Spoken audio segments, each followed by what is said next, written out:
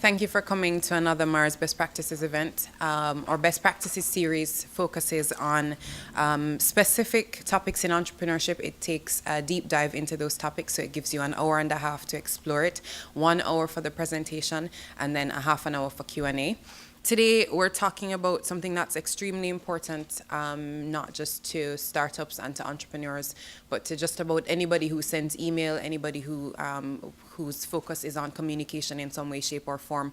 We're talking about compliance with regard to the anti-spamming legislation, which gets going, I think, July 1st is the date.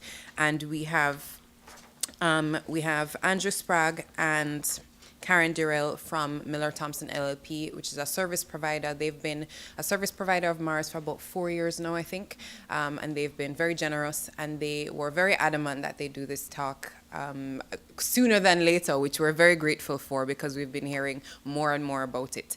And so they're gonna speak to you today about Canada's new anti-spamming legislation and how it affects your startup, how it affects all of us really.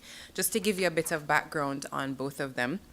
Karen's practice with Thomson focuses on the development of tailored legal strategies for public and private innovators. In particular, she advises public and private sector technology organizations with respect to their unique issues relating to IP procurement as well as intellectual asset management. In doing so, Karen draws on her background in technology and law, which includes a prior career in the information technology sector and several years practicing corporate commercial law. Additionally, she advises clients on policies and regulations that affect their innovations and relate to their IP use, including adherence to privacy, anti-spam, and other relevant regulations. Andrew, while his practice includes a full range of business, information technology, and intellectual property law matters, has developed an expertise in the information technology area. Andrew advises individuals as well as small, medium-sized, and large companies in the private sector and various government ministries and institutions in the public sector. Andrew is also one of 2 co-authors of the e-commerce chapter in Business Laws of Canada, published by West, a Thomson Reuters business, and one of 3 co-authors of the Canada's anti-spamming legislation. Since 2008, Andrew has been writing about Canada's efforts to implement anti-spam laws and has organized and chaired several programs on CASL, including programs involving representatives from both Industry Canada and the Canadian Radio, Television and Telecommunications Commission. These bios are very brief. They don't do justice to what both Karen and Andrew have done, but I will allow them to get going because they're the focus of the event. So please join me in welcoming them to the podium. So good afternoon, and thank you very much for having us here. As was mentioned, we were quite adamant about trying to get in as soon as possible, and the reasons for that will become quite obvious as we go through our presentation. As a first comment, I'd like to just say, you may be looking at the title, and I will move to our title, and thinking to yourself, I think I've heard about anti-spam legislation a few years ago. Why are they back talking about it? Why are they saying they need to talk about it right away? And the reason for that is that, yes, the topic came up a number of years ago and was discussed. What are we going to do in Canada to try and prevent spam, which was clogging up everybody's inboxes and causing all kinds of problems. But it isn't until very recently that the decision was made, what are we going to do about it? And that's what we're here to talk to you about today. And the reason we wanted to come so soon is because not only has the decision been made very recently about what the legislation would entail, but on the heels of that decision, the legislation will actually come into effect on July 1st, 2014. So now that they've decided what needs to be done to be compliant with anti-spam laws in Canada, they've also said you need to be compliant by July 1st, 2014. So it's very, very tight frame of time that we have to learn what does Canada want us to be doing to act within their anti-spam laws that have just come out, and B, to actually get all of those policies and procedures and processes that we're going to talk about today in place. So we wanted to be out talking to groups like you as soon as possible so that you have the longest period of time available to get yourself ready and to talk to, I know some of you work with clients, who are emerging businesses or in other industries, and to get the news out to them as well about the fact that it's coming. It's pretty much almost here, the date when we have to actually be acting in accordance with the law. So I just give that as a background as to why this is a hot topic now, even though it was a hot topic several years ago, so it's a hot topic again, but also why you need to be thinking about it and concerned about it and getting yourself compliant as soon as possible. Because, as we say, the clock is ticking and you have until July 1st to be compliant.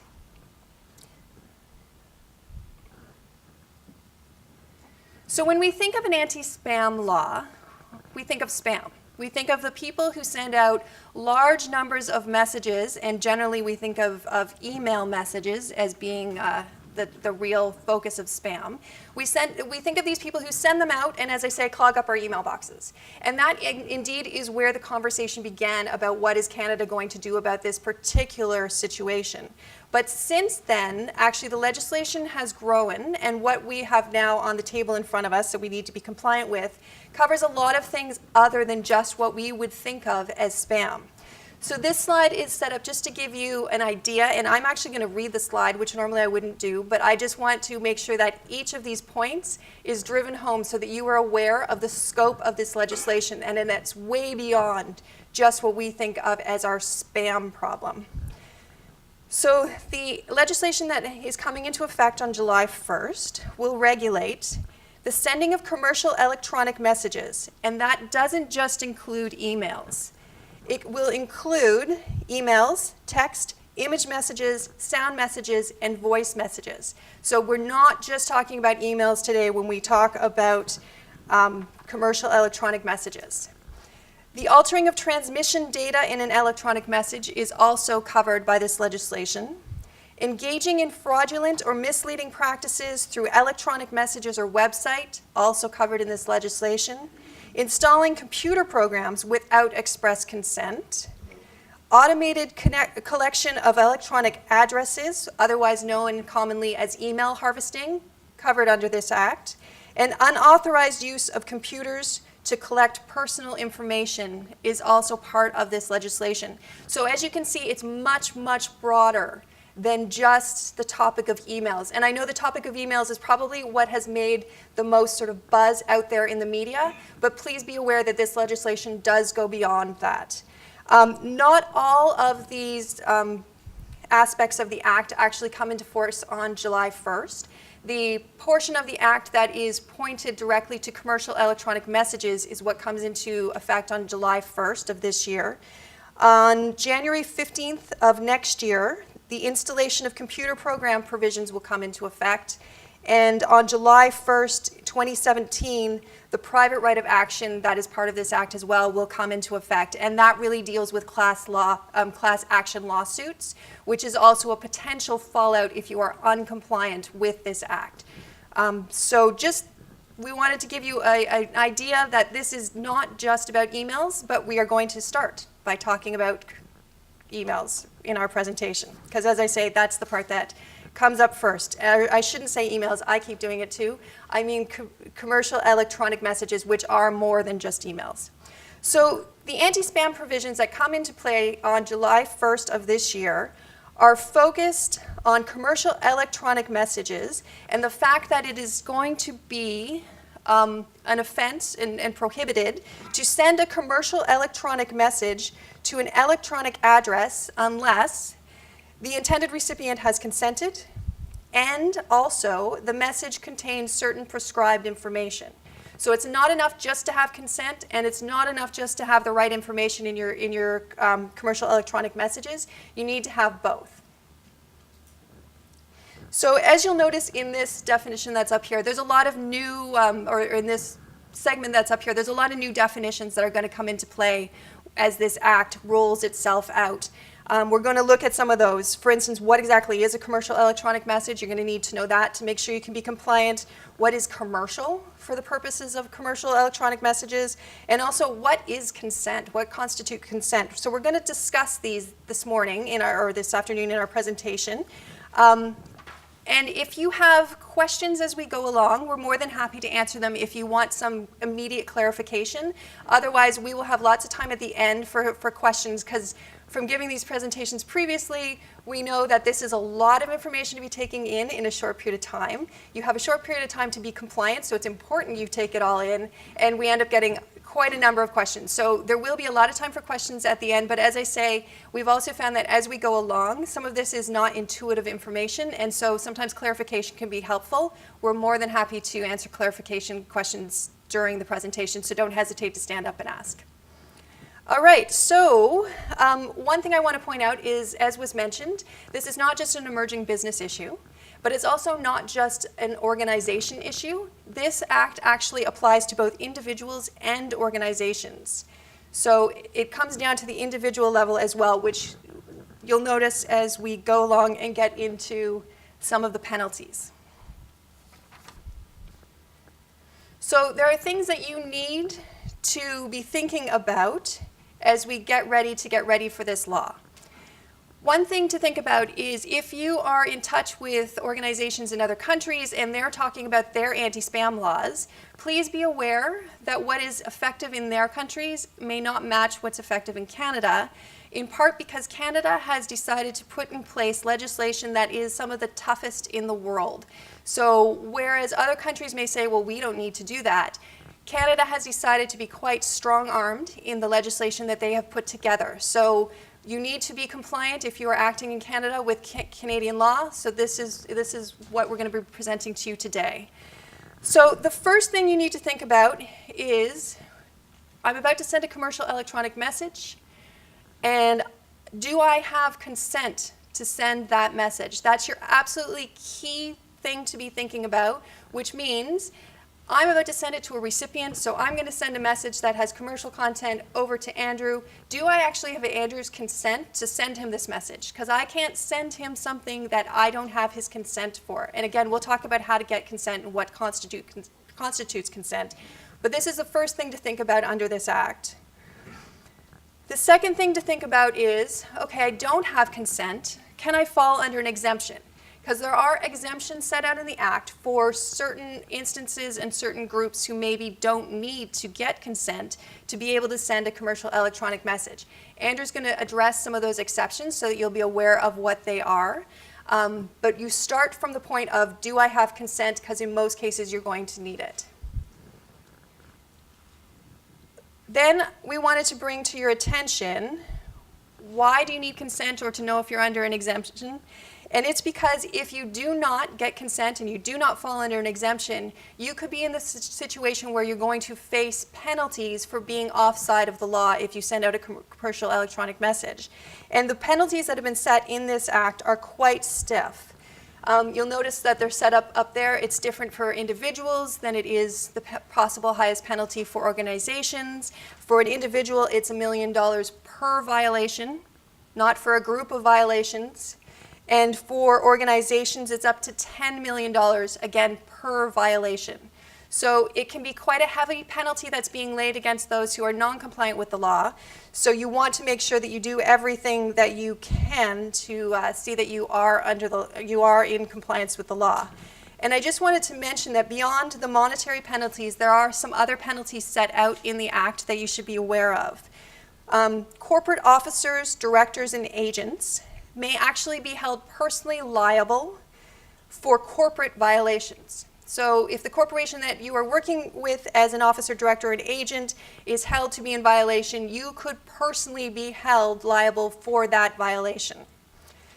There is vicarious liability for corporations that can arise if violations are committed by employees or agents of that organization. So again, it's not necessarily that you have sent out a commercial electronic message personally that is problematical. It can be that an employee or agent of your corporation has done so, and the corporation then becomes liable for that activity.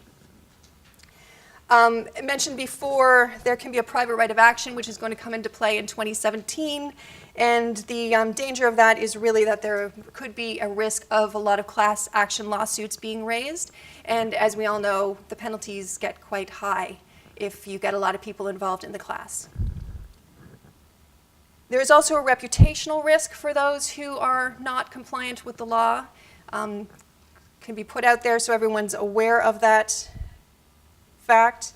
And also want to mention that liability will extend to any person who actually commits, sends out a commercial electronic message that is offside of the law, as well as any person who aids in that sending, induces that sending, or procures that sending. So it's not only capturing, again, those who sent.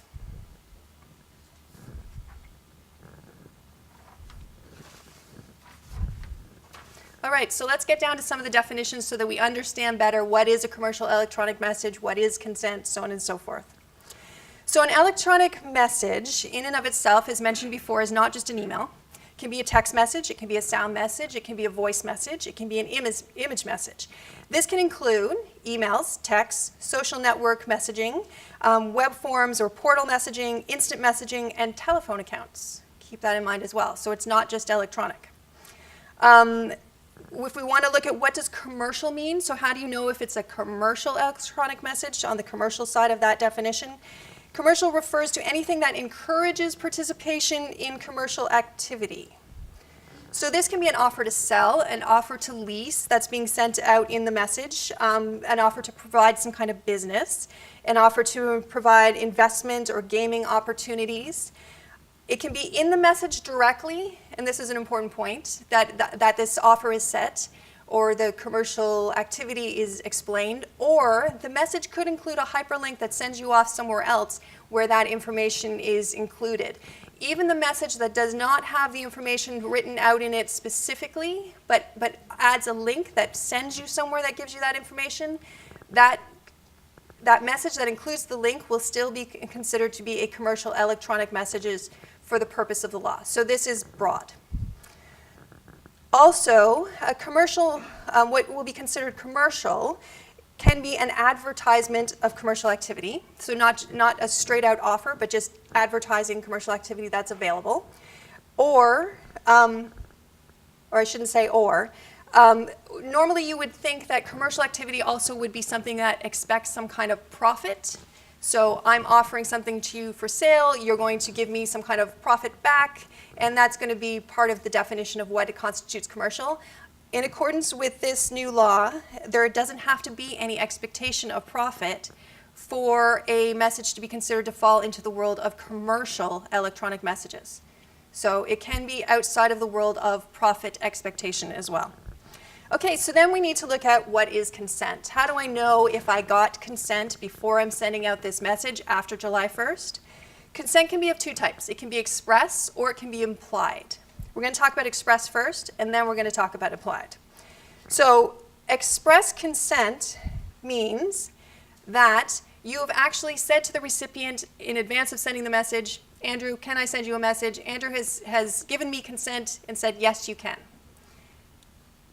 In Canada, to get consent, it has to be opt-in consent, not opt-out consent. And what I mean by that is, Andrew has to say to me, yes, I give you consent. I can't send something to Andrew and say, Andrew, if I don't hear from you, I'm going to just expect that you've consented. I'm going to read that as consent. So that would be opt-out consent, that unless he tells me expressly that he is opting out and not giving consent, I expect that I got consent. That's applicable in some other countries. That will not be applicable in Canada. Canada, I need Andrew to expressly tell me that he is consenting, opt-in. This is a point that can be a little bit tricky to get your head around, so I'm going to explain it, and that's why I didn't start with the first point that's under the definition of consent, and this is the point that I want to make. After July 1st, when this act is in force, if I wanted Andrew's consent and I sent him an email saying, please give me your consent, that email asking for consent can actually be considered to be a commercial electronic message and to be offside of the law. So keep that in mind too, that when you're thinking about what am I allowed to do and how can I get consent, it is best to get as much consent as you possibly can prior to July 1st. I would put that out there, because activities that involve electronic messages asking for consent can be considered to be messages that are commercial electronic messages and offside of the law after July 1st, 2014. Now, the other type of consent that actually can be relied upon for the purposes of this law is implied consent. Implied consent will be considered to exist if you already had an existing non-business relationship or an existing business relationship with the recipient. So Andrew and I have been doing business for the last 2 years. I've been working with him. We've been messaging back and forth previously. I can rely upon the fact that that relationship is already in existence, and after July 1st, 2014, I will be able to still send commercial electronic messages to Andrew as a recipient without getting his express consent previously. Now, there's a hitch to this implied consent, which is this implied consent will only be allowable for up to 3 years after the act comes into place. So, get express consent from as many of the recipients that you're going to need to be sending commercial electronic messages to as possible before July 1st, 2014.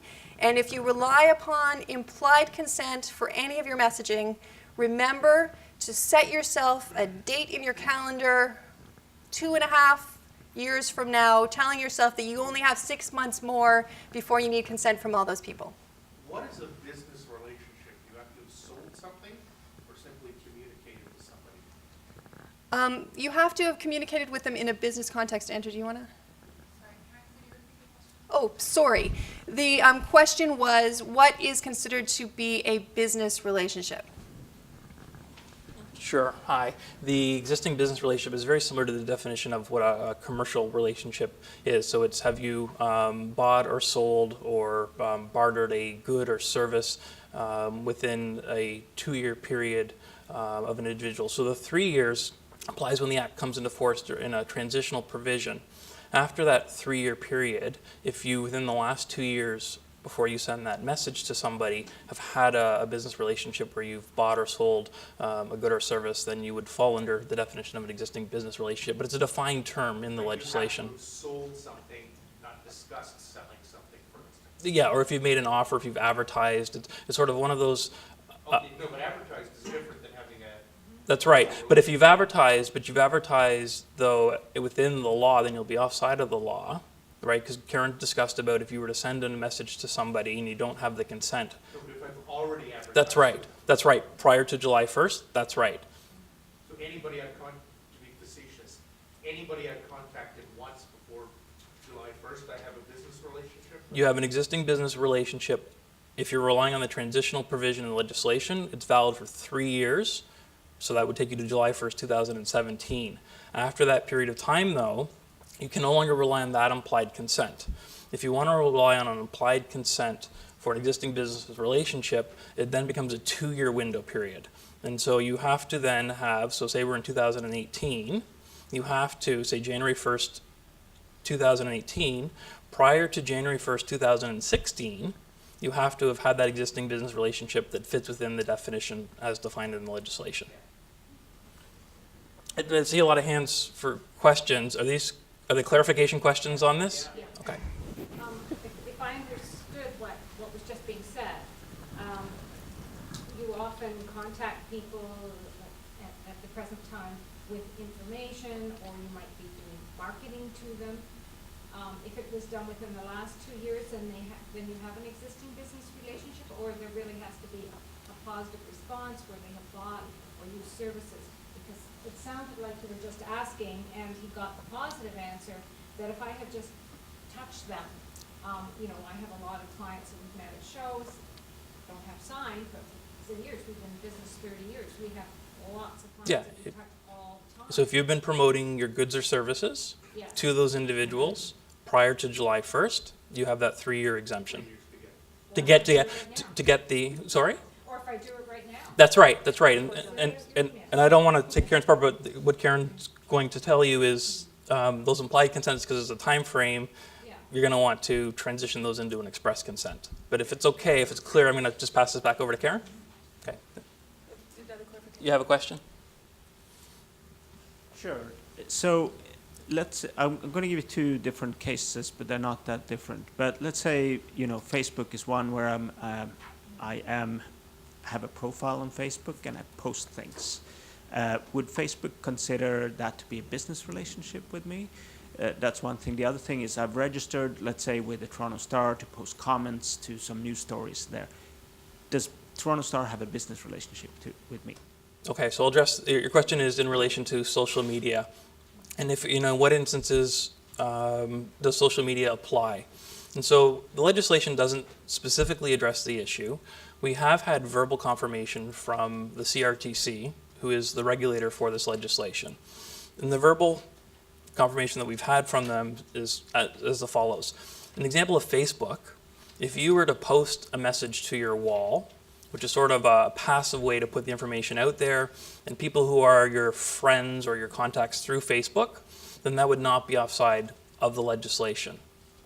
If, however, you're sending a direct message to another Facebook user through their direct messaging feature, then that would now become and if it's of a commercial nature, then it's a commercial electronic message, and it is caught by the legislation.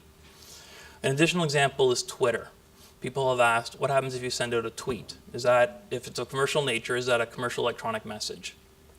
And again, the guidance that we've gotten verbally from the regulator is a tweet that's just put out there would not be offside of the law. However, if you were to use Twitter's direct messaging feature to send a message to another Twitter user, and it's commercial in nature, then that would be a commercial electronic message. Now, in terms of the second part of that question related to the Toronto Star, and I guess it's about if you're putting comments onto you're putting comments in relation to perhaps a news article on a website. Again, that's sort of a passive, you haven't sent a message directly to an individual user. If you were to, and I'm not sure if it's possible, if you were to send a message to somebody else who had made a comment and it's of a commercial electronic message, then that again would not be in accordance with the law.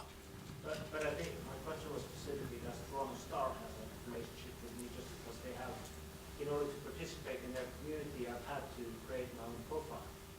But I have never had any commercial dealings with Toronto Star. Can they spam him? But you have voluntarily gone to the Toronto Star to sign up for that. So they haven't approached you. So the Toronto Star would be on side because you as the user have gone to them.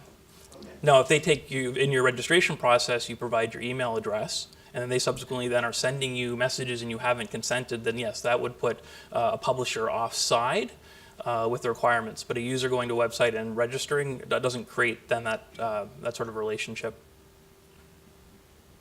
We're getting sort of a lot of questions that are sort of, I think, transitioning away. We're going to cover a lot of these things later in our presentation. If it's okay, unless there's something absolutely pressing, could we move on with the presentation? The reason we ask that is we've just found in other presentations we don't get through all the information that we need to give to you, so we just want to make sure we absolutely do that because there is a lot to be covered. But there is a good chunk of time at the end of this to take questions, so please do write them down and remember them. We are more than happy to answer your questions. We just want to make sure that also we get the whole of the information about this act because it's quite sweeping, it's quite broad, it's going to have a wide effect on, I'm sure you can see already from the information we've gone through, it's going to have a wide effect, and so we do want to get through our information, so we do apologize for this, asking to just continue right through. All right.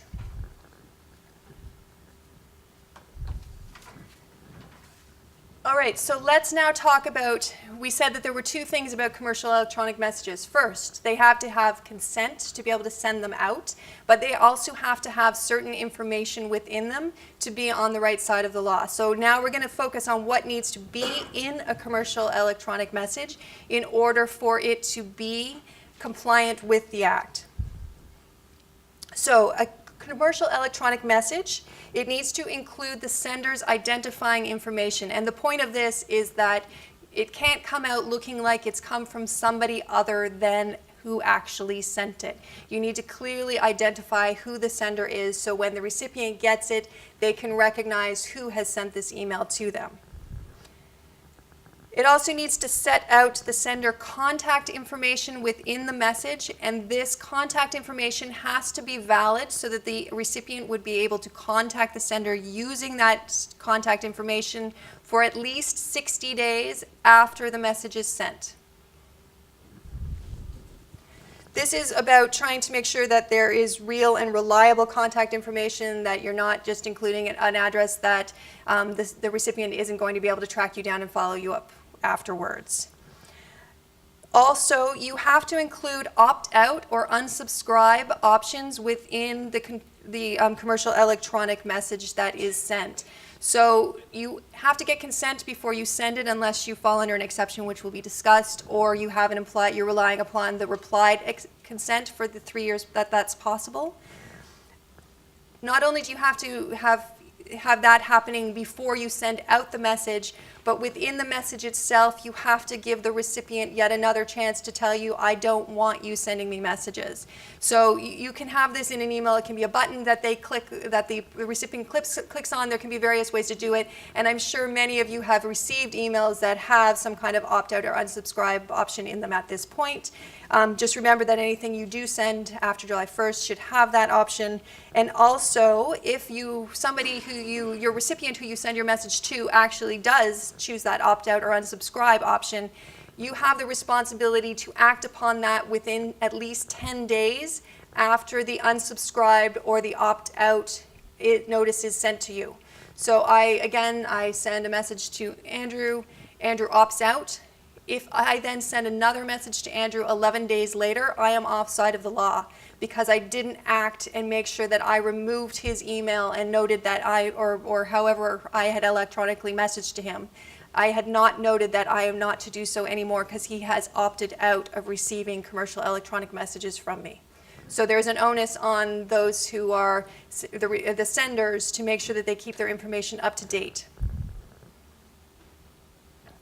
Also, you can't have your unsubscribe or your opt-out option costing the recipient anything. So it has to be a free and clear opt-out option. So I'm going to hand it over to Andrew now, and he's going to discuss some other aspects of the Act itself.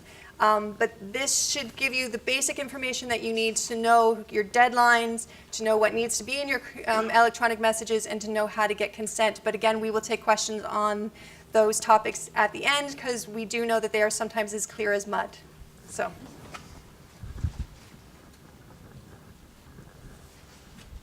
That's great. Thank you, Karen. How many of you have your heads spinning right now? I can tell you this is a very common feeling. And you likely have a lot of questions, but we're around at the end, and we'll try our best to give you answers. So Karen has identified for you the consent requirements and as well the informational requirements. But in one of her earlier slides, she mentioned that you may not have to worry about the Act if you fit within one of the exemptions. And so what I'm going to do is share with you now some of the exemptions that apply so that you don't have to worry in some cases about the consent and the information requirements. And then in some of the other cases, you don't have to worry about the consent requirements. So there's sort of two categories or two baskets. And so I can give for you the first basket, and this will exempt you from both the consent requirement as well as the informational requirements. And so there's a number of types of exemptions that will apply. So the first that applies is a message that an employee or a representative of an organization sends to another employee or representative within the same organization, a message that concerns the activities of an organization. So Karen and I work together at the same law firm, and I send Karen an email that relates to the affairs of our law firm, then that would be exempt from the application of this legislation. Another exemption would be an employee or representative of one organization sending an electronic message to an employee of another organization, and the sender of that message who sent the message to somebody in another organization, in that email or other type of message, it relates to the affairs of the recipient's organization. So for an example, if I were to send an email to somebody at MaRS, and the email related to the affairs of MaRS, and we and our organizations already had a relationship with each other, then that message would fall outside of the scope of this legislation. So these are sort of business-to-business exemptions. Another exemption is if you receive a message and you're sending a message in response to a request, an inquiry, or a complaint, or a message is otherwise solicited by somebody who sent the message to you, you are permitted to respond and not have to worry about the consent and informational requirements under the legislation. Another exemption applies to if you want to enforce a legal right, a legal obligation, a right that arises under the law. Those sort of electronic messages that relate to that are exempt from the requirements of the legislation. If an inquiry or an application is sent to an individual or an organization that's engaged in a commercial activity, and the message is only an inquiry or an application about the commercial activities, that as well is exempt from the consent and information requirements under the legislation. So when the legislation was in the regulation drafting stage, the regulators went out for public comments. And there were a lot of comments from the Canadian charitable and not-for-profit sector, because the law as it's drafted applies to them. And they had asked for carve-outs to be exempt. And they were able to get a very narrow carve-out. And so if a charity, and it has to be a registered charity under the Income Tax Act, so it does not apply to nonprofits. So if a registered charity is sending a message, and the primary purpose of the message is the raising of funds, then that is exempt. But if the primary purpose of a message that a charity is sending to perhaps its members, to its donors, to other stakeholders, and the message pertains to the products or services that are offered by the charity, they'd have to comply with the consent and information requirements under the legislation. Would you be surprised if I told you that political parties are exempt? They are exempt for raising of funds for political parties. It applies to candidates, parties, and political organizations. Messages are also exempt, and these are defined terms under legislation. They're exempt if there's a personal relationship or a family relationship. And they're narrow definitions, and I would encourage you to look at that definition. But if a message is being sent between people that have a personal relationship, then again, they're exempt from the consent and information requirements under the legislation. So people have asked the question, we talked a little bit earlier during the questions about social media. And so somebody has asked the question, if you're a BlackBerry user, there's a feature called BlackBerry Messenger, also known as BBM. And people have asked, if messages are sent by BBM, are those captured? And so the government has created an exemption that if a message is sent and received on an electronic messaging service, provided certain requirements are met, that would be exempt. And so in the example of BlackBerry Messenger, you would have to include the information requirements and the unsubscribe, not in the individual message you're sending, but in a user profile, there's space where a user can type in some of their contact info. And so the expectation of the regulator is, if you're using BlackBerry Messenger, rather than having to put all this information in each message you send, if you include it in your contact information, then you would be able to rely on the exemption and not have to worry about the consent and informational requirements. We've got two more exemptions that fall into this category. And again, the category is exempted from consent and information requirements. The banks were able to convince the government to do an exemption for secure limited access portals. For example, with your bank, if you log in to your bank account to do online banking, that's a secure portal. And you may be familiar with, if you do online banking, that the bank's able to send you messages to you. And so the banks or a portal that's structured in that way, those messages that are sent from the provider to a customer through that secure portal, that's exempt from the requirements of the legislation. And finally, the last exemption is, what if a message is being sent outside of the country? And so people ask, how does this law apply? And so the law applies to any message sent or received in Canada. And so even though we're perhaps in Canada and we're sending a message and we're sending it outside of Canada, our legislation would apply. However, there's an exemption. And the exemption is if the sender of the message reasonably believes that the message is going to be accessed in another country, perhaps the United States, and if that other country that is being sent to is on a list that's attached to the regulation, it's a list of countries. It includes most of the major countries. I do note, though, that Mexico is not on the list, but United States are, and so are many other Commonwealth countries.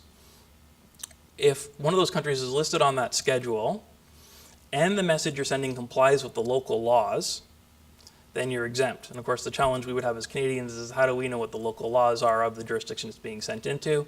And so this is, the exemption is there. In my opinion, it's a very difficult one to rely on because you've got to know the law of where you're going into. You got a question? Yeah, how would you know where you're sending it to if it's at, .com? That's right. So you would have to know where the sender is physically located. And again, the test in here is you reasonably believe the sender will receive it. But you're right. If you don't know where the sender is, then you wouldn't be able to rely on this exemption. So this is presuming you know where your recipient But is. if I send it to people I know are in the US, I can send it from Canada.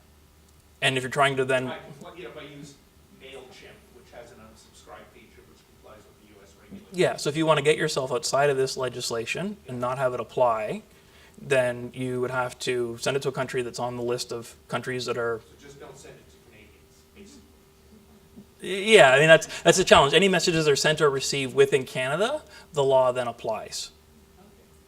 So this has extraterritorial reach, and so this also affects U.S. companies and U.S. individuals who are sending messages into Canada. And a lot of them, like a lot of Canadians, don't realize this law is coming, and as Karen identified for you, coming very quickly. This applies to people throughout the world. So again, that basket that I just gave you was exempted from consent and exempted from the information requirements. So there's another basket. So we'll leave the first basket behind. The second basket, you have to follow the informational requirements. And Karen talked about that. That's identifying who the sender of the message is, providing contact information, providing the unsubscribe. But you don't have to worry about the consent requirement. And so I'm going to give you this basket. So if you're providing a quote or an estimate in response to a request that's been received by the recipient, then that's okay. And again, you don't need consent to reply because you've received a request, please give me a quote, and you're responding with a quote. The message you send, though, has to relate solely to that. In this basket, I'm giving you the message, the commercial electronic message you're sending has to relate solely to these. So it can't be this plus something else that you want to add into your message. The message is it's a very narrowly defined exemption. So the other exemption, it's a message that's sent solely to provide warranty information, product recall, safety or security information to a recipient who has either purchased goods or services from an individual or an organization. Now, if you want to send a message, again, solely for the purpose of facilitating, completing, or confirming a commercial transaction that you've previously agreed to with somebody, that's exempt. But again, it's only exempt from consent. You also have to include those informational requirements. If you're providing for somebody a product or a service on a subscription basis, then if you're going to be providing factual information about that, that's exempt. And you can see these exemptions are very narrowly defined. And so you've got to really, if you're going to rely on one, really look at the language, look at the language in the legislation to ensure that you can rely on that exemption. Two more exemptions under this category, and again, these are messages that solely relate to, and the next one is an employment relationship. And so if you want to send a message to somebody and it relates to an employment relationship, then that would be exempt from getting consent. And the last one is if you want to deliver a good or product or service, perhaps an upgrade or an update to computer software, and the person who you're sending that message to is entitled to receive that upgrade or update or product or service under a previously agreed agreement, then that would be exempt from the legislation as well. So as Karen said, is that clear as mud? There was discussion about, what about referrals? And the government decided in the last round of the regulations, which were finalized in December 2013, that there's an exemption for referrals, but it's got to meet certain requirements. So the requirements are, say there's a real estate agent that has just sold a house for somebody, and the person who was the client of real estate agent says, I have somebody else that I want to refer them to you so that you could be their real estate agent. The real estate agent will be permitted to send a one-time only commercial electronic message to the person who was referred, provided that the person who's doing the sending of the message, so in this case the real estate agent, has an existing business relationship, an existing non-business relationship, a personal relationship, or a family relationship. So one of those four, with both the person who made the referral and the person who's the target of the referral. And I see some smiles. It's, you know, there's a lot of rules here. What's the chance you have a business relationship with somebody you don't know? Yeah. So it's meaningless referral. And so to do the referral, if you're making the referral and you say you do fit within those definitions, you have to provide the full name of the person who provided the referral, and you have to say that the message you sent is as a result of that referral as well. And so it's sort of a full disclosure that I'm emailing you out of the blue, but I'm doing so because this person over here has told me that that you could make that referral. Did I understand, though, the person you're sending it to already has to be a relationship? So the chances of a real estate agent. So it's sort of. So those are your exemptions under legislation. I'm going to move now because Karen, remember if you talked at the beginning about this legislation is called Canada's Anti-Spam legislation, and yet as you saw from one of Karen's earlier slides, this covers a lot more than just spam emails or commercial electronic messages. It includes other items. So I'm going to move into those other items for us. So the first one is alteration of transmission data. And so this prohibition is to ensure the electronic messages are not sent or copied somewhere other than where the message sender believes the message is going. And so this is somebody changing the routing information in a message. So that if I'm sending a message, somebody intercepts it and then routes it away from my intended sender and it ends up going somewhere else. So under the legislation, no person can alter those messages to send it to somebody other than the intended recipient, the person who sent it intended it to go to. There is an exemption, and the exemption applies to telecommunication companies that are doing the rerouting as part of their network management. But this was, I guess, a concern for our government, and so that's why there's this prohibition on altering transmission data. Our government has also decided now to target spyware, malware, and other malicious software. And this legislation's computer program provisions apply if a computer system is located in Canada, that's one criteria, or if the person who is installing a computer program is in Canada, but the computer is located in another country or another jurisdiction, or if a person in another jurisdiction is installing software on a computer in another jurisdiction, but they're acting under the direction of somebody in Canada, then these provisions kick in. So under these provisions, no person, and again, person in the legislation is an individual, an organization, any sort of legal entity, can't, in the course of a commercial activity, and again, Karen talked earlier about what a commercial activity is, they can't install or cause to be installed a computer program onto another person's computer system. And the definition of computer program and computer software actually come from our criminal code. And so they've incorporated by reference those two defined terms, and I can tell you they're very broadly defined.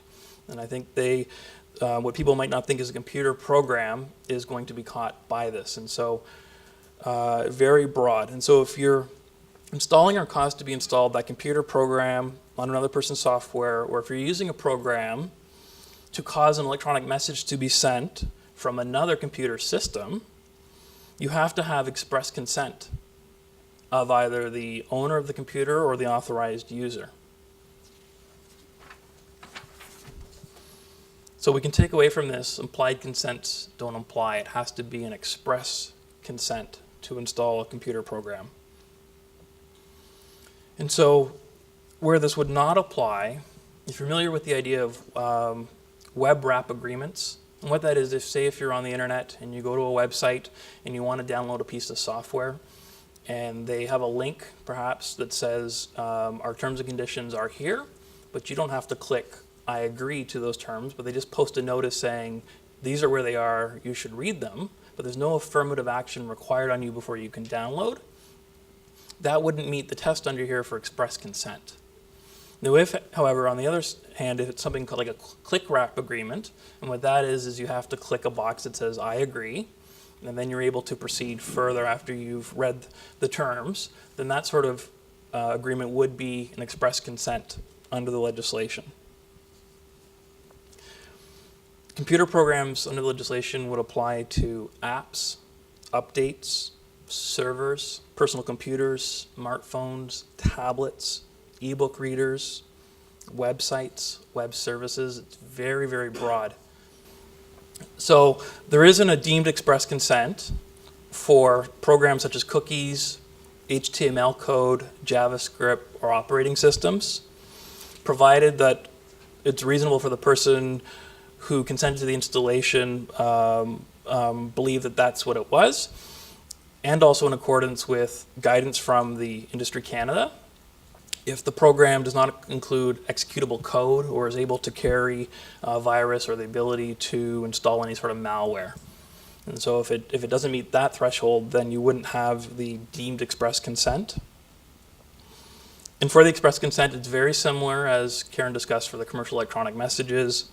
You have to disclose what the purpose is of why you're getting that consent. You have to provide the identifying information.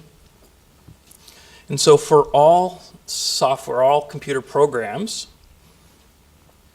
in addition to getting the consent and doing the informational disclosures, you also have to, under the legislation, clearly and simply describe in general terms the function and purpose of the computer program that is going to be installed. And these consents have to be separate and apart from the consents you're going to get perhaps for commercial electronic messages, for consents you might get for altering transmission data. They have to be separate and distinct consents. They can't be bundled. They can't also be bundled, for example, in the case of software, they can't be bundled with an end-user license agreement. And so software producers are going to have now in their software have two forms of consent. It's one, I consent to the end-user license agreement, and then there needs to be then an CASL, Canada's anti-spam legislation consent, saying I consent to the installation of this software. And again, it needs to be that affirmative consent, checking a box, and then saying I agree. But now it gets a bit more complicated, and this is where I'm going to answer the questions that have been asked. The legislation has put in it some functions, and you can see them on the slide here on the bottom. And so if a computer program meets any of those specified functions, in addition to getting the consent, in addition to the informational requirements, and again, separate and apart from a license agreement, you have to clearly and prominently display, or describe rather, the computer program's material elements that perform one of the functions that's listed here, including the nature and scope of those elements and the reasonable foreseeable impact on the operating system of the computer program. And the government's approach is they want full disclosure for consumers to know if one of these functions is going to happen, that the consumer would know what the impact will be on their software, on their operating system or on their computer or other device. And so you can see here collecting personal information. So if you have an app that collects personal information, you have to give this disclosure and you have to have express consent.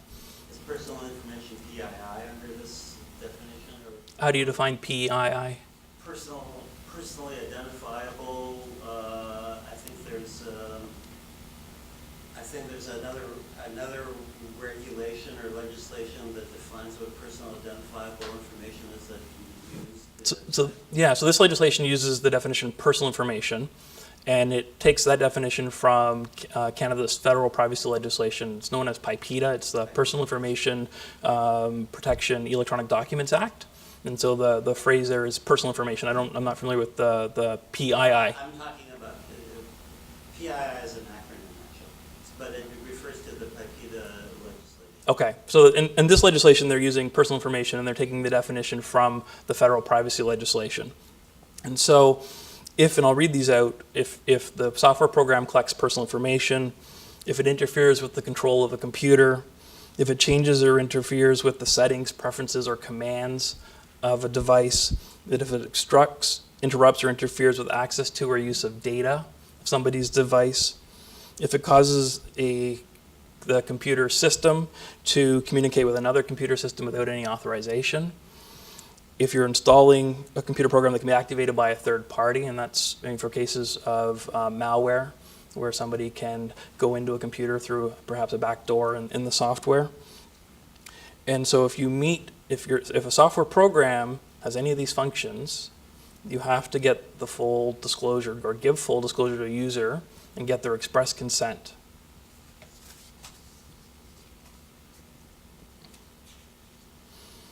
And for these functions that are listed that I've just read to you, the acknowledgement has to be in writing. And so in writing means either clicking, checking a box, I agree, and then clicking I agree, and then tracking that in a log, perhaps either on an internet site or the computer program then relays that back to the manufacturer. But there has to be a way to track the consumer has actually given their affirmative consent.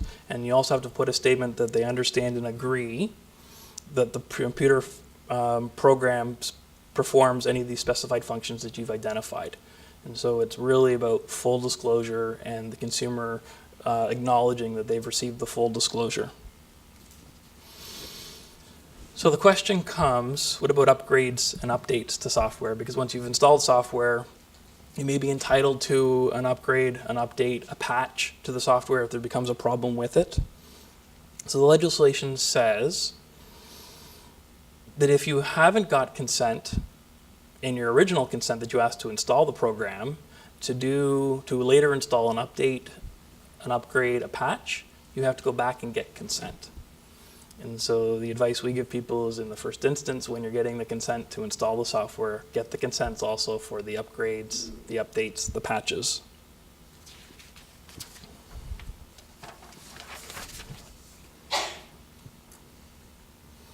So that's the fun stuff with computer programs. It's going to change the way that Canadians are able to deal with software, and it's really going to affect a lot of companies that are bringing out apps. Apps are very popular these days, apps being applications. For those who don't know, and smartphones are driven these days by applications, and so this is going to fundamentally change the way that developers and manufacturers of apps can provide those to consumers. Some other changes, and these actually have already been made, and Karen talked about July 1st of this year, 2014, for the commercial electronic messages. The provisions relating to computer programs that I've just described to you, that starts January 15th, 2015. So we have about a half a year to become compliant with the computer program provisions. But these next provisions I'm going to tell you about are already in force. They came in force in 2012. So the first additional change that this legislation has made is it's amended our Competition Act.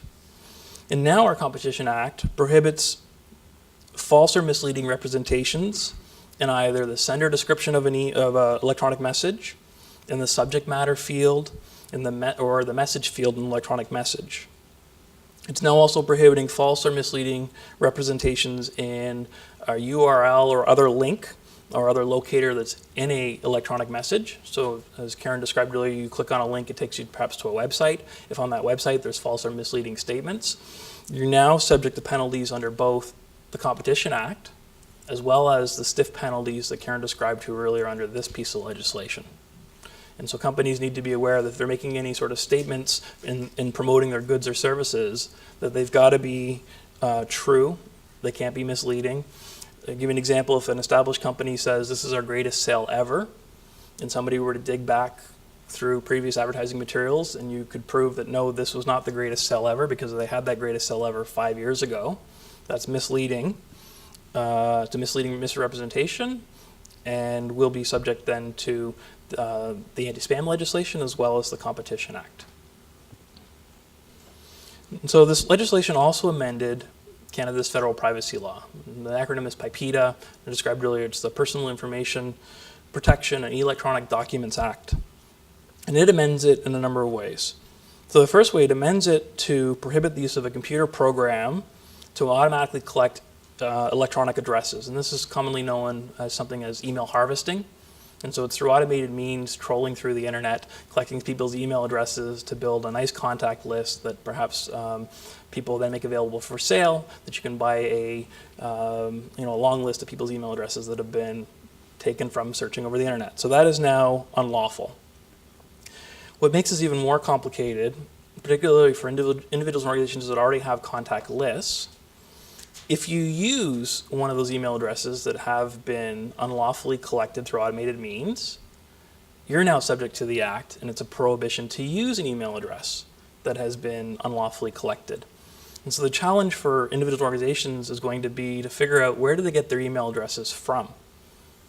And if it was through an automated means, they've got to then examine, do they have the lawful right to use that electronic address?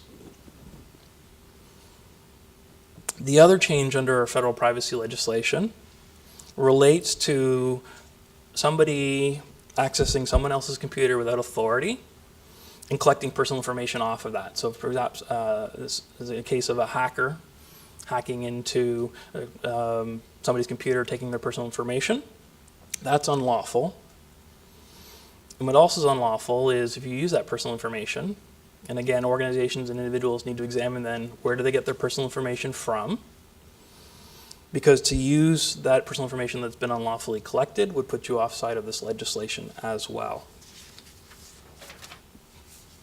So I'm going to pass this back to my colleague, and I'm sure your heads are spinning more than when I got up here, and apologize for that. You can see this is a very complex and complicated piece of legislation with a lot of changes.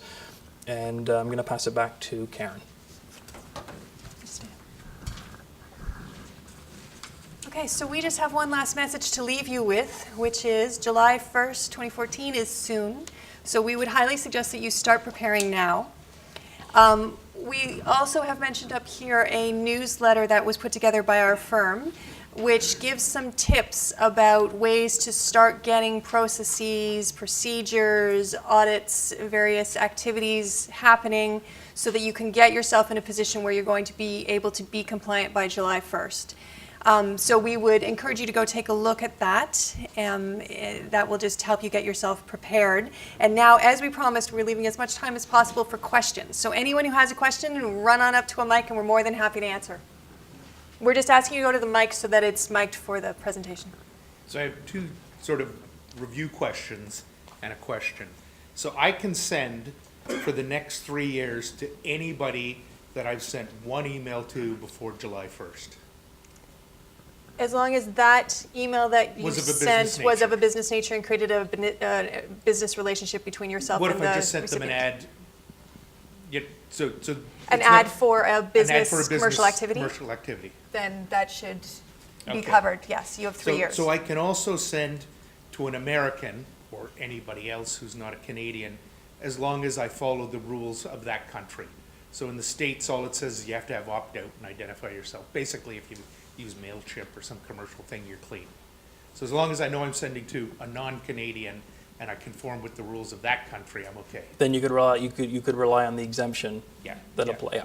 So I just have a further one. What if I have an American employee, and let's make it somebody I control? You know, so it's, so not just so what if I hire an American and they send it to non-Canadians? I'm completely clear of the act?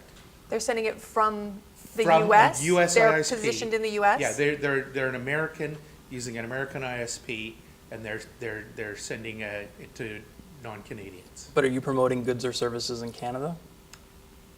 I don't know what a good or service is in Canada. It would be delivered to an American. But Would where's it it be being manufactured where's in it being Canada? where's it being delivered from? Where's the business base from? That's being I talked could about in have the it email. shipped from Buffalo, but I mean, let's say it's from Canada. Then you would be caught by the legislation. Okay, but I'm clear if I'm sending it to Americans anyways, so I'm not clear because Pro- the pro- American's sending to Americans, but as a Canadian sending to Americans, I'd be okay. Because there's also in the legislation, and Karen talked about this, if you're procuring, inducing, and you could be caught under that as well. And sort of trying to use a third party in another jurisdiction when in fact it really is something that's taking place in Canada. I'm clear of the act on the first two exemptions. If you fit within the definition of what those requirements are. Previous email before July 1st, To our understanding of the way that the act is drafted at this point, yes. I understand your lawyer. There you go. Any other questions? Well, now that I know what to do and what I can do, that's good. But I mean, these laws are a bit complex. The fines seem a little bit excessive, like $1 million per violation. I'm guessing initially, I mean, there will be some flexibility, or I mean, just the law, or I mean, I guess this is an arbitrary question. Also, I guess anybody who actually wants to go after you for like $1 million, they would actually have to get a lawyer and go through a process first, right? No, so I'll explain a few things. So I'll give you some more background. Our federal government, through the CRTC, has set up something called the Spam Reporting Center. It's already been built. It's already ready to go. They have investigators waiting for July 1st. Well, I think they're waiting until July 2nd because July 1st is Canada Day, a national holiday. So my suspicion is the law comes in force July 1st, but I suspect enforcement starts July 2nd. So they are prepared to go out. They're doing two things. They're taking complaints from the public, and they're also doing their own investigations. They've got investigators, they've got labs set up to go after people who are offending this piece of legislation. So the question then arises, as you've raised, what is the enforcement approach that they're taking? And the answer is we don't know. We don't know if they're going to come out very strict on July 2nd, or if they're going to give people a transition period. We just don't have any guidance on that. And so the most prudent advice we give to people is be very careful and ensure that you're in full compliance, because until we start seeing cases coming out of the CRTC and decisions being rendered, we just don't know how it's going to be interpreted. We can say, though, that there has been a lot of feedback asking for changes to the law, and so far there has been no sort of give on those requests. So the law is as the law is. Like, it doesn't sound like too horrible, but like, I mean, I would assume there'd probably be 1 or 2 warnings for this. Yeah, we can't say. Yeah, what I can tell you, and you know, you raised the issue of if somebody has a complaint, do they have to hire a lawyer? And the way actually the penalties are set up, it's an administrative monetary penalty. So it's not from a civil action. And as Karen described, the right to sue somebody civilly doesn't arise until July 1st, 2017. So there's a 3-year hold period until that comes into force. The administrative monetary penalties of the $1 million for individuals and the $10 million for organizations, that's imposed by the CRTC. And I can tell you that those administrative monetary penalties are the stiffest of any AMPs. They're known as AMPs.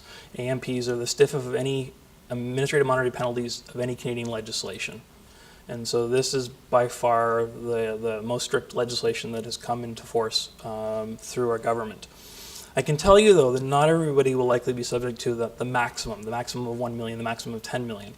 There's a number of factors which are set out in the legislation the government will take into consideration when deciding what should the penalty be. They'll look at, are you a first-time offender? They'll look at sort of the circumstances and the nature behind what has happened. You know, was it inadvertent? Did the organization, say it comes from an organization, did the organization take prudent steps in advance to prepare for the legislation?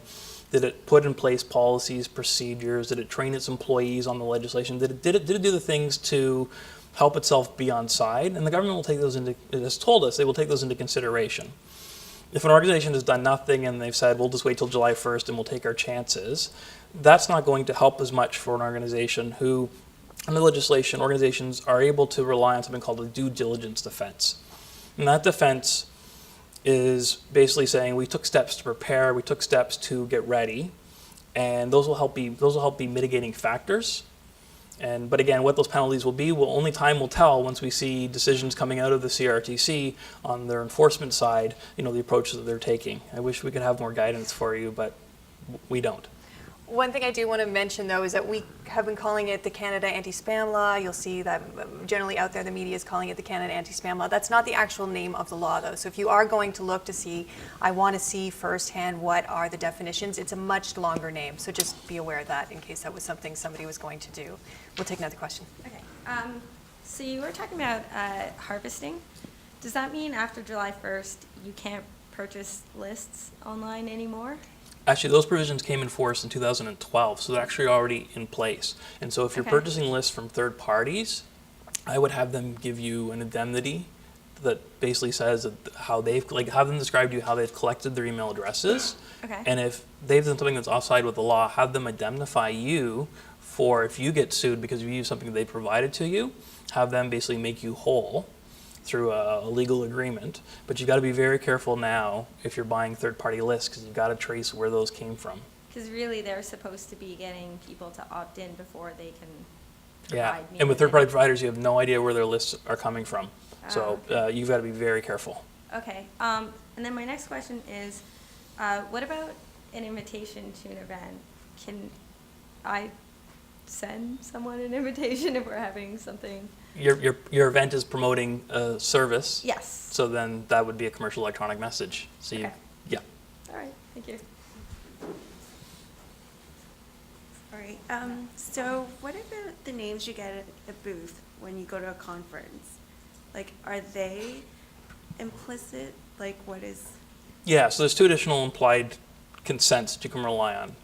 The legislation talks about an electronic address that has been published, and they say conspicuously published. And so presumably on a business card, somebody has put their email address. So it's like you go and you scan them and then. So provided they haven't put on their business card, I don't want to receive commercial electronic messages, and provided that you're emailing them in relation to their business, so it isn't promoting your own business, you're emailing in respect of their organization,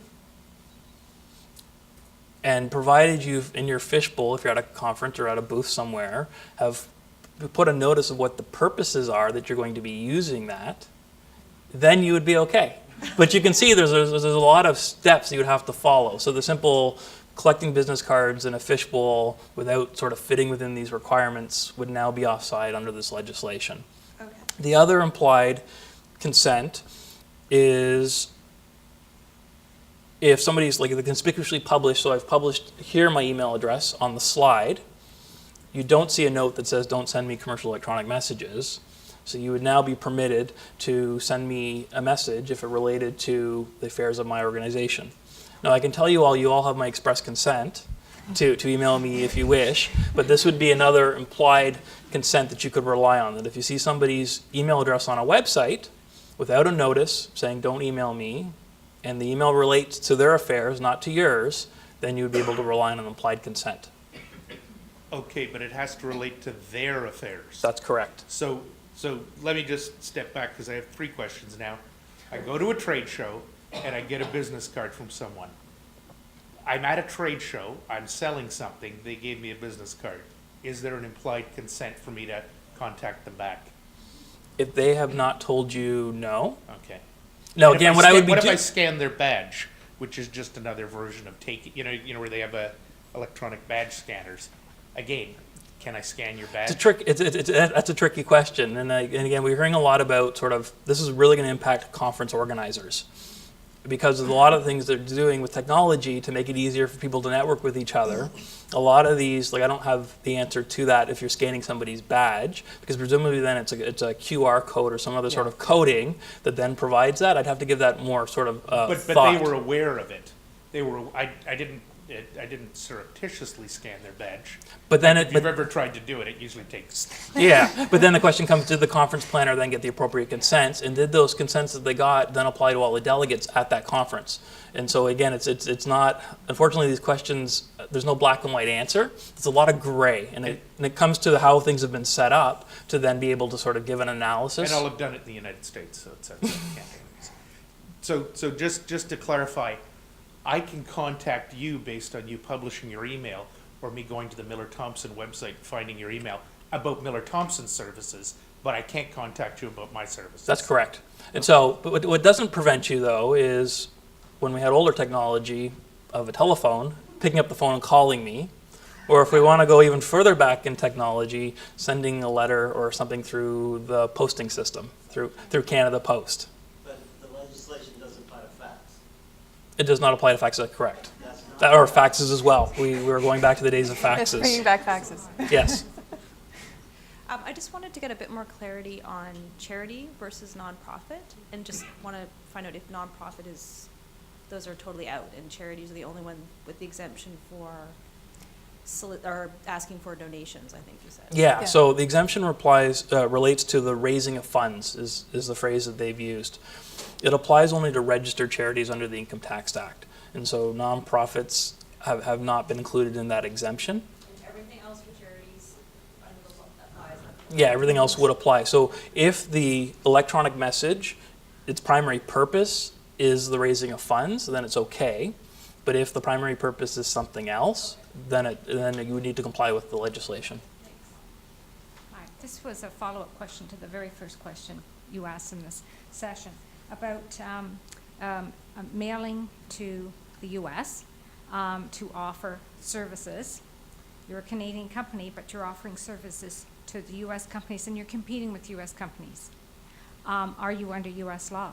Or because you're a Canadian company, you're offering services and competing with U.S.? So your message to the U.S. has to be in compliance with U.S. Anti-spam law. Even though we're Canadian-based and our service comes out of Canada? Yes. Well, So that's when if you're going to be relying on that exemption, and it's a very Yeah. tricky exemption because there's a lot of requirements you've got to make sure you comply with. And so I just want to clarify everybody. It isn't about if you're in the U.S. you're totally out of this. You're not. If you're in Canada and you're sending messages from Canada, then you are caught by the legislation. So it's messages sent into Canada and messages received in Canada. No, but sent from Canada to a Florida company that we deal with in Florida. Yes. Right, so you're not outside of the law, but you might fit within the exemption under the Canadian law, which says that you still have to be compliant with the U.S. anti-spam yes. laws. Okay. But you need to be careful about that. That's not a blanket exemption that you can just easily fit under. There are several aspects to it, and you need to make sure you fit under those aspects if you're going to rely upon it, is what we're saying. So you want to carefully consider what you're doing and what all of those aspects are to make sure that you are compliant and that you are actually falling under that exemption.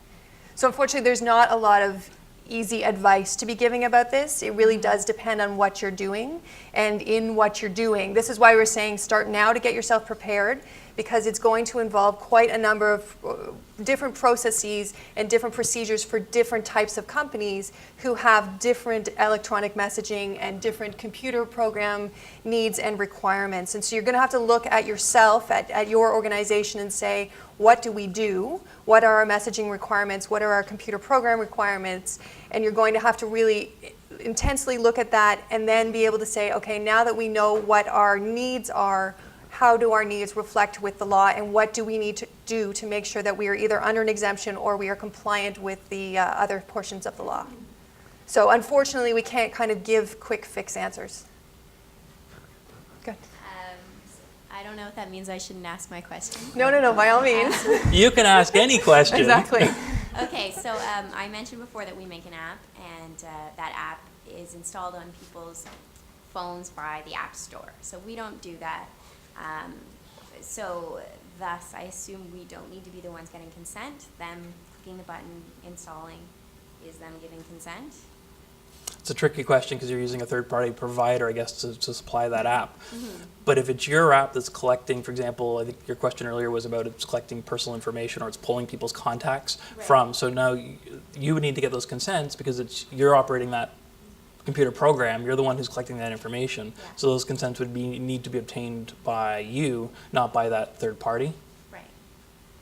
So if, I know you said that we can't get all of our consents in one page. So first we have our terms of service come up, but then we would have to have additional pages saying, we also want to email you, and we also want to know whether we can pull in your contacts. That's right. So all these consents have to be separated from each other and have to be distinct. Okay, thanks. Hi, I'm in the very early stage of business startup for profit, so I'm not exempt by the charity part. I don't have any existing relationship, commercial relationship. I don't want to rely just on people that I have personal or family relationship because the product may or may not be suitable for them.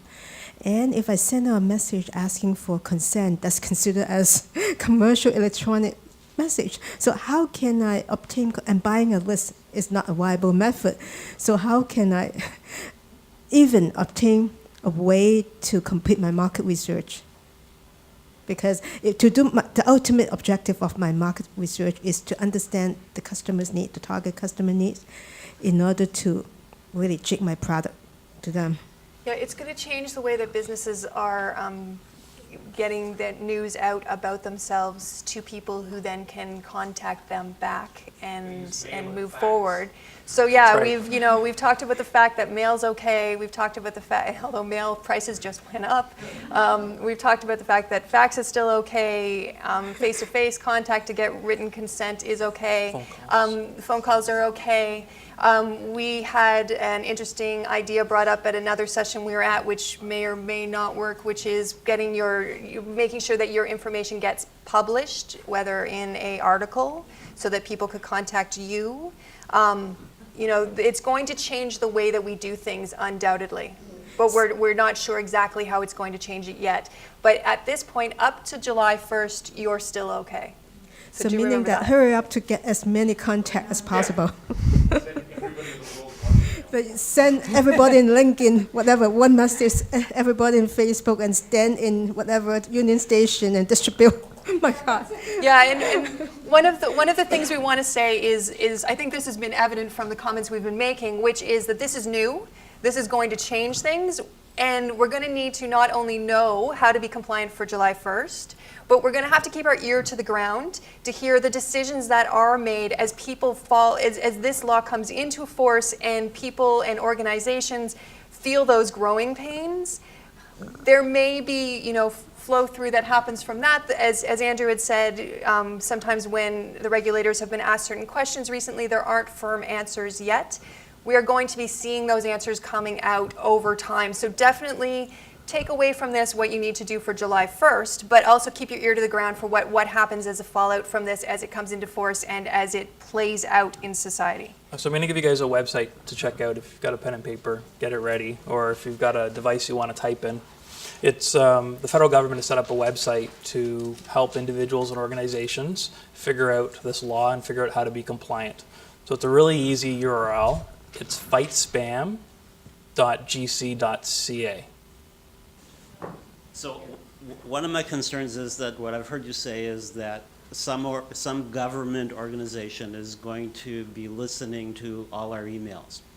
Have they published how they're going to, on their end, protect that information? I don't believe that's set in the Act, and I'm not sure. I have to look at sort of what the legislation says about. They've been given sort of broad powers. They have the ability to execute search warrants, to collect data, and so it isn't sort of like eavesdropping, that sort of stuff. But if they are being tipped off about something's going on, or if they're sort of hearing rumblings, then they have the powers to go and then do those investigations. But I don't think this is a matter of our government sort of snooping in on everybody. So I misheard earlier the process that they're going to use. The process that they're going to use is by relying on information that they receive from third parties. That, and then as well their own investigations and how they're conducting those. I mean, I don't have the absolute clarity. I can tell you the legislation sets out what their legal rights and powers are to conduct those investigations, but operationally how they're doing them, I mean, I can't comment on that. Another question? I've got two. One sort of a yes/no. So for email signatures, sometimes we'll have a banner saying like, register for this conference that's coming up. If you're responding to someone's direct request for information about something, if the body of your text has the response to their request, but your signature has that link to the invite, does that count as a commercial message? Yes. Yeah. There we go. Yes. Unfortunately, yes. Okay. Yeah.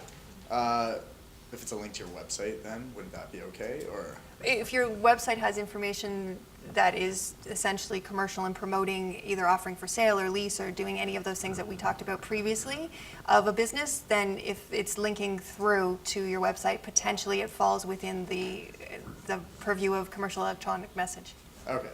And then the other one would be just generally, how would this apply to PR pitching? So if you do product PR pitches to media, does that count as a commercial electronic message, or if the purpose of that message is to get coverage? So any message you're sending out that is of a commercial nature, regardless of an expectation of profit, that meets one of the things that Karen's described, you're promoting a good or service, you're selling a good or services, that falls within the legislation. So this is fundamentally going to change the way that Canadians are able to do their promotions, their advertising, their outreach. So unfortunately, yeah, it's caught under the legislation. So would it be up to then, I know that they're doing their own investigations, but for media to report and call out PR agencies that are doing work, or? Yeah, basically. It would be somebody receiving an email, realizing perhaps it's not compliant with the law, and then contacting the Spam Reporting Center then to file a complaint. Thank you. Okay, I think we have time for, do we Two have more. two more messages, Yeah. two more questions? Yeah, we'll take those two, and then I think we're out of time. I've got two. They're relatively brief, but they're related in that they relate to the scope of communications once you open the pipe. First one is the stack of business cards. It seems to be a favorite topic of everybody's. I know that whenever salespeople come back from a conference, a stack of business cards, and the first thing they do is go spam like crazy. This is what we do. This is like, thanks for inquiring. You didn't ask me this question, but my God, I can have all these other solutions for you, right? What can they send as a first email that would open up the scope? Would it be, tell me more about your company, because I can ask that question, and please consent to me telling you more about my company. Or what advice would you be giving your clients to? That's potentially one approach, and again, Yeah. that email that you are sending has to relate to their affairs, and you got to be very careful how you're You might wording not know that, anything, so though. that you don't come offside with the legislation. Right. The best advice I think is just, and this is what I think our government wants, is you pick up the phone and you call them. We met at this conference, and like to discuss. But I agree that on your first instance of contact, you should, I'd like consent. We talked earlier about if you can rely on an implied consent, which the business card exemption, we call it the business card exemption, is an implied consent, Yeah. but you want to turn that into an express consent as soon as you can. And so I agree with you that in an email putting, if you agree to receive commercial electronic messages from me, please click here, and then have that link perhaps to a website where they can fill out a form with their contact information. I agree to receive these, or have them email you back and give their express consent. So these are my words, not yours. It would be cut to the chase as quickly as you can and get express consent, even if you do go an inch over the line to do it, perhaps, right? I can't Don't comment. I can't comment. The other question is also kind of scope again, right? When you receive an inquiry, a complaint, or a request of some kind from someone you haven't met before, who knows, maybe someone in an organization you may be communicating with, but not them in particular, someone from service or someone from another department. Is your scope of communications limited to that complaint or request, or does that open up a broader scope where you can communicate to them for the next 2 years? It's now a business relationship, anything goes? From your knowledge of the Act, from just... So your question, Is there sorry, anything- if you could trying to rephrase it, is your question about if you've emailed with one person in an organization, you want to email with somebody else? No, if you the exemption you mentioned earlier, where a complaint comes in, Yes. a request comes in, Yes. or an inquiry, Yes. right? That opens up a one-way street, but what's the width of the street on the way back? You can only respond to that complaint. You can't then Okay. make a pitch to promote your goods or services, or so the it scope doesn't open the door. doesn't broaden No, the scope. the exemption is very narrow. The exemption is the right to reply to a message you received in relation to an inquiry, an application, a complaint. Yeah. But it doesn't open the door to then be able to promote one's commercial activities. I get the feeling you've read the Act. Okay, thanks a million. Thank you. So mine is going to be super quick. My present automatic electronic signature includes my telephone and fax number, which no one uses, my email address, and my website. I have to take the website off because if they were to click on that, they would go to something which might be promoting my service. On a strict reading of the legislation, yes. On the verbal guidance we've gotten from the regulator, putting Possibly not. your website, it possibly would not. On a strict reading of legislation, yes. But again, these are sort of interpretational gray areas. We're waiting for more guidance from the CRTC, which I understand is coming. We hope it's coming soon, and we're hoping that it'll address some of these questions that are being raised across Canada in presentations that we're giving, that others in the legal community are giving, and so a lot of great questions we've had, and we appreciate you taking the time to learn with us. It's an amazing presentation. Thank you. Thank you.